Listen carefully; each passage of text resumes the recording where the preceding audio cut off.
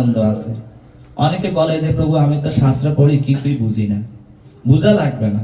আমাদের ভক্তিভূষণ সাহেব মহারাজ বলেন যে ভালো লাগুক আর না লাগুক খাও তিতা, বুঝো আর না বুঝো কি পড়ো গীতা, বুঝো আর না বুঝো পড়ো গীতা। এই কারণে তিনি ভক্তিভূষণ সাহেবের দ্বিরূপ বলেন এই যে আমাদেরকে নিত্যম ভাগবতম পড়তে হবে, ভাগবতম সঙ্গ করতে হবে।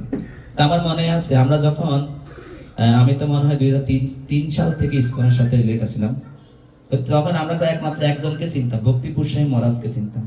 তো ভক্তিপুর সাহেব মহারাজ একবার নোয়াখালী গিয়েছিল আমাদের অত্র এলাকায়। তো আমি ছোট ছিলাম, মহারাজ আমাকে বুকে জড়ায় টানে নিয়েছে। তখন আমরা সবসময় একজন মহারাজের শুধু লেকচার শুনতাম আর কাউকে চিনতাম না, শুধু ভক্তিপুর সাহেব মহারাজকে চিনতাম। তখন তো এত মহারাজ হয় নাই, চিনতামও না। আর মহারাজ পুরুষোত্তম মহারাজ সিডি বিক্রি করতো, সিডি। তো এদিন ভক্তিপুর সাহেব মহারাজ আসছে, মহারাজ আপনার সেই আগের সেই পাঠগুলো